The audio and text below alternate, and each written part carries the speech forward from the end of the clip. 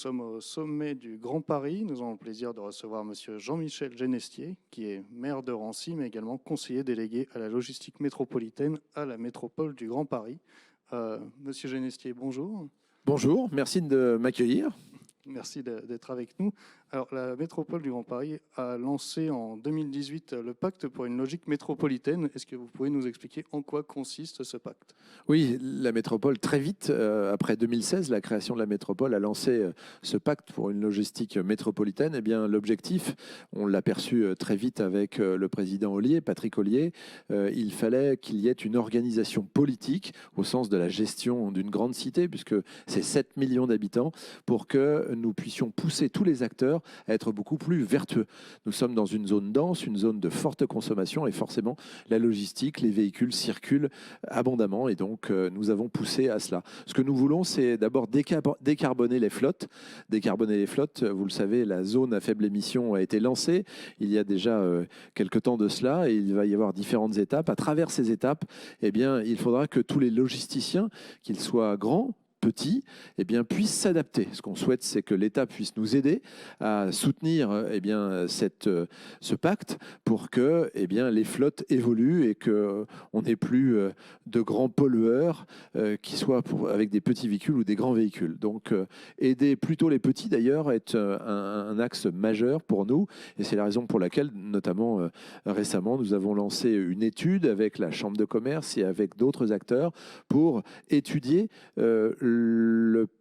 l'ensemble du parc automobile lié à la logistique sur la métropole et voir quelles sont concrètement les actions que nous pourrions mener. Donc la décarbonation, ça c'est évidemment un sujet important. Ensuite, la logistique elle-même, il faut l'aider à pouvoir se mettre en place et avec cette façon la plus vertueuse possible, eh bien, c'est notamment par la numérisation. Le numérique doit nous permettre d'aider avec des études particulières. Je citais il y a récemment encore la possibilité que nous souhaitons mettre en place de connaître la disponibilité des aires de livraison, parce qu'il n'y a rien de plus terrible lorsqu'un logisticien, un transporteur arrive avec son véhicule, n'a pas de place sur l'aire de livraison, doit faire un tour, doit se mettre en double fil. Donc tout ça génère des thromboses, génère des pollutions et on souhaite les éviter. Donc le numérique va nous apporter beaucoup et on souhaite très rapidement aider au lancement de logiciels qui permettront en direct eh bien, de savoir comment sont utilisées les aires de livraison pour les logisticiens. Nous souhaitons évidemment développer et pousser le fluvial. Le fluvial est un élément évidemment irriguant par la Seine. On connaît évidemment l'histoire, on tout connaît le tourisme à travers la Seine, mais la Seine c'est aussi la logistique et le fait que Le Havre, Rouen et Paris, ces trois ports se soient ligués, se soient organisés avec Aropa, eh bien aujourd'hui c'est une force de frappe supplémentaire.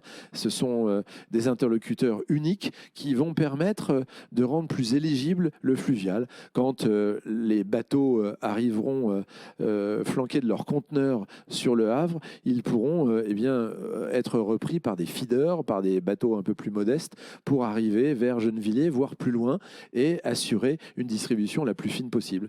Donc l'interface entre le ferroviaire, le fluvial et la zone irrigable, c'est-à-dire ces 7 millions d'habitants, c'est très très important évidemment pour la métropole, pour que nous puissions avoir une logistique beaucoup plus vertueuse. Voilà donc une série d'éléments, il y en a bien d'autres puisque nous avons une douzaine de points différents qui permettent de traiter en fait chaque sujet pour que tous les acteurs arrivent à bien comprendre que chacun ne va pas pouvoir livrer son petit colis, mais il faudra mutualiser les logistiques pour faire que nous ayons des véhicules qui soient plus remplis et puis que les tournées soient, encore une fois, je me répète, le mot est très important, beaucoup plus vertueuses. C'est ça le pacte aujourd'hui dans son acte 2. Et son acte 2, eh bien, on le voit notamment par le fait qu'il est très important que des espaces logistiques... Justement ce que j'allais vous demander. Vous avez dû me poser la question sur la logistique, sur les espaces logistiques. On a dit ce pacte a été lancé en 2018. L'acte 2 a été lancé cette année. Quelles en sont les spécificités? Dans les spécificités, ce que nous souhaitons, c'est qu'il puisse y avoir des rééquilibrages. Historiquement, la logistique est située à l'est de Paris. Il y a des zones importantes aussi au nord de Paris, mais à l'ouest parisien, eh bien, il n'y a quasiment pas d'espace logistique. Ce qui veut dire qu'on a des marchandises qui peuvent arriver par la voie d'eau, qui peuvent arriver par la route, être déposées dans des espaces logistiques à l'est parisien pour ensuite être repris pour arriver à l'ouest de Paris.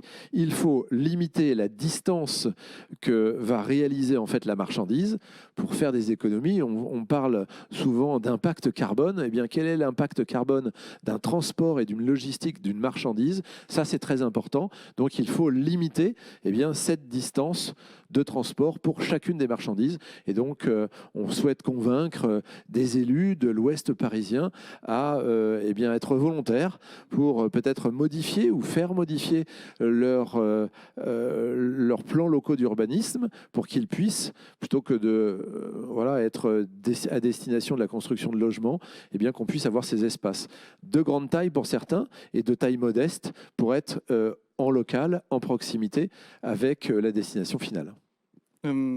Au regard de l'évolution du paysage urbain, comme vous venez de le dire, et métropolitain, quels pourraient être les grands axes de l'acte 3 du pacte? Écoutez, l'acte 3, il n'est pas écrit, mais j'ai eu la charge par Patrick Ollier, une charge agréable de pouvoir rédiger ce pacte métropolitain du Grand Paris.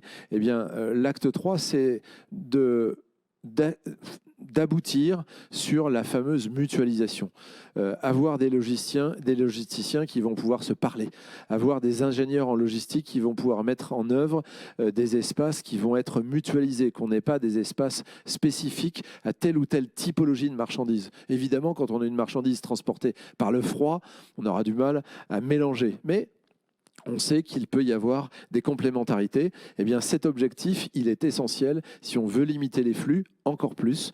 On va décarboner dans un premier temps, on va numériser dans un second temps, tout en accédant au ferroviaire et au fluvial. Et la troisième étape, ça sera la mutualisation de ces espaces pour plusieurs types de marchandises pour enfin avoir une limitation du nombre de véhicules dans les livraisons. Voilà, c'est tout simple. Je voudrais dire en conclusion que l'objectif politique au sens de la gestion de cette grande cité de 7 millions d'habitants qu'est la métropole, c'est de sauver des vies, c'est de faire que les gens vivent plus agréablement dans un espace qui soit dépollué et qui permette en fait que les pathologies liées aux maladies respiratoires diminuent fortement. Voilà, donc ça, on en parle peu, on l'oublie, mais c'est quand même un des objectifs politiques majeurs.